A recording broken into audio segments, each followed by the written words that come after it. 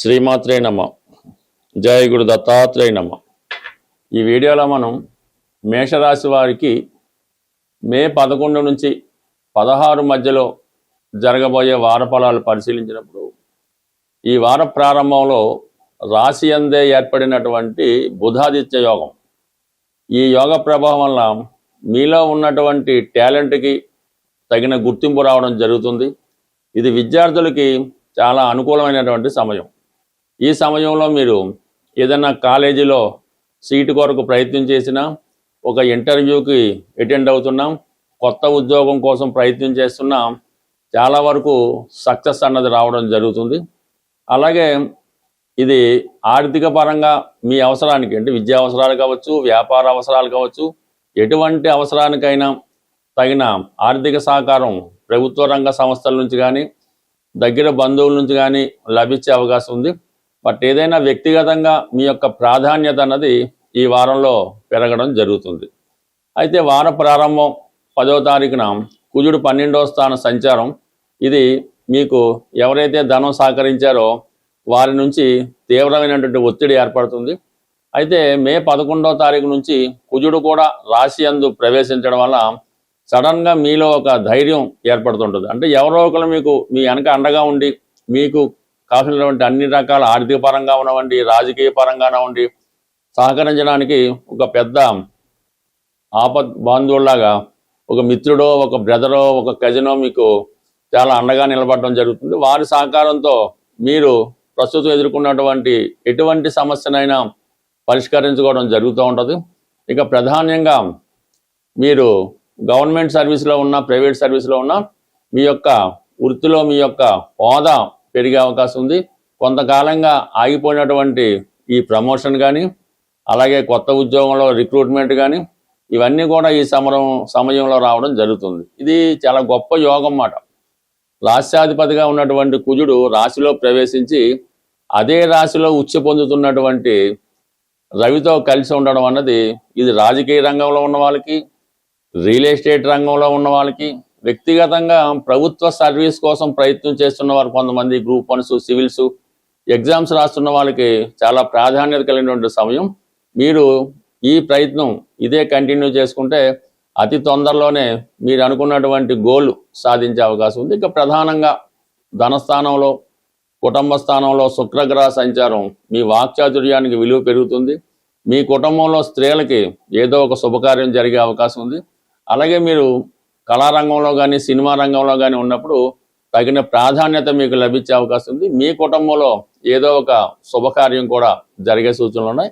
ఇక ప్రధానంగా లాభస్థానంలో రాహుగ్రహ సంచారం వల్ల ఏంటంటే, మీకు మీడియాకి సంబంధించింది కానీ, సాఫ్ట్వేర్ రంగానికి సంబంధించింది కానీ, విదేశీ సంస్థల్లో పనిచేస్తున్న వారు కానీ, విదేశంలో ఉన్నవారు కానీ సడన్గా మీకు సపోర్ట్ ఇవ్వడం జరుగుతూ ఉంటుంది. బట్ ఏదైనా మేషరాశి వారి యొక్క అభివృద్ధి ఈ వారం చాలా అనుకూలంగా, అభివృద్ధికరంగా ఉండడం జరుగుతుంది. ఎటొచ్చి 12వ స్థానంలో శనిగ్రహ ప్రభావం వల్ల కొన్ని అనుకోని ఖర్చులు మిమ్మల్ని ఇబ్బంది పెడుతుంటాయి. ధనం ఒక దాని కొరకు తెస్తే వేరొక దానికి ఖర్చు అయ్యే అవకాశం ఉంది. కాబట్టి కొద్దిగా తొందరపడకుండా ఏది ధనం దేనికి ఖర్చు పెట్టాలి, ఏది ఇంపార్టెంట్ అన్నది ఆలోచించి మీరు ప్లాన్ చేసుకుంటే ఖచ్చితంగా మీ ప్లాన్ వర్కౌట్ అయ్యి 100% ఫైనాన్షియల్ పొజిషన్ పెరిగే సూచనలు ఉంటాయి. మనకి ఈ వారంలో 12వ తారీఖున హనుమత్ జయంతి రాబోతుంది. అయితే ఎప్పుడు ఆంజనేయ స్వామిని పూజించడం అన్నది ఆ ఫలితం ఒక రకంగా ఉంటుంది. కొన్ని ప్రత్యేకమైనటువంటి పర్వదినాల్లో ఈ స్వామిని పూజించినప్పుడు ఆ ఫలితం మనకి మరింత శీఘ్రంగా వచ్చే అవకాశం ఉంటుంది. అయితే ఈ ఆంజనేయ స్వామి వారికి పూజించే విధానంలో, అంటే సాధారణంగా టెంపుల్లో అర్చన, అభిషేకం చేయించుకోవడం జరుగుతుంటుంది. మనకి మీరు ఏదైనా ఒక కార్యాన్ని స్వామికి అప్పచెప్పాలనుకుంటారు.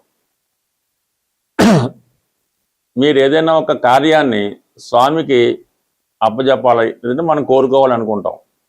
అది ఉద్యోగమా, పెళ్ళా, సంతానమా, ఏదైనా అయినప్పుడు మరి స్వామివారికి తమలపాకులతో పూజ చేయడం వల్ల మీకు ఆ కోరిక సిద్ధించడం జరుగుతూ ఉంటుంది అన్నమాట. ఆ కార్యక్రమం విజయవంతంగా పూర్తి అవ్వడం జరుగుతూ ఉంటుంది.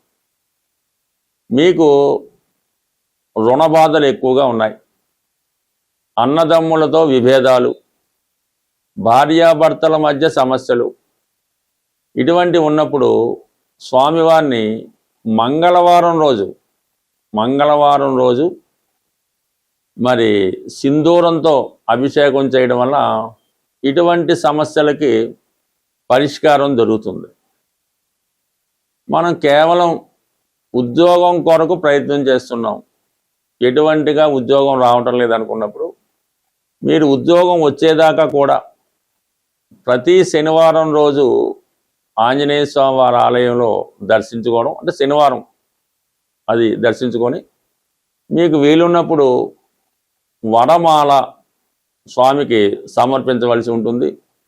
అలాగే ఒక 5 అరటిపళ్ళు బాగా ముగ్గినవి స్వామికి నైవేద్యంగా ఇవ్వడం వల్ల కంప్లీట్గా మీకు ఈ యొక్క ఉద్యోగ ప్రయత్నాలు నెరవేరుతాయి. అంటే కంటిన్యూడ్ చేయనివ్వడం, మీకు కొన్ని వారాలు చేయబోతులకే మీరు ఆ ఫలితం వచ్చేస్తుంది. దాని తర్వాత మీరు ఆ ఉద్యోగంలోకి వెళ్ళి స్వామిని మర్చిపోవడం జరుగుతూ ఉంటుంది. అలాగే ధనం సరిపోవడం లేదు, ఖర్చులు ఎక్కువైనాయి, ఆదాయం తక్కువైంది అన్నప్పుడు స్వామివారికి మరి గురువారం రోజు శనగలు, ఈ కొమ్ము శనగలు నానబెట్టి ఉడకబెట్టకుండా నానబెట్టిన కొమ్ము శనగలు మరి స్వామికి నైవేద్యంగా పెట్టడం వల్ల, అక్కడ ఉన్నటువంటి భక్తులకు పంచిపెట్టడం వల్ల ఆర్థిక పరంగా మీకు ఉన్నటువంటి అన్ని సమస్యలకి పరిష్కారం దొరికే అవకాశం ఉంది. ఇక ప్రధానంగా ధనం ఏమీ లేదు, ఏ పని చేయలేకపోతున్నాం, ఫైనాన్స్గా బాగుండాలనుకున్న వాళ్ళు బుధవారం రోజు, అంటే బుధుడు వ్యాపారకారకుడు కాబట్టి వ్యాపారం సజావుగా సాగాలన్నా, విద్యార్థులకు చదువు బాగా రావాలన్నా ఈ బుధవారం రోజు ఆంజనేయ స్వామి వారి ఆలయంలో అటుకులు బెల్లం కలిపి పొడిగానే అక్కడ స్వామికి నైవేద్యంగా పెట్టడం వల్ల కూడా మీకు ఈ వ్యాపార పరంగా కానీ ఉద్యోగపరంగా కానీ అవకాశం అది ఉంటుంది.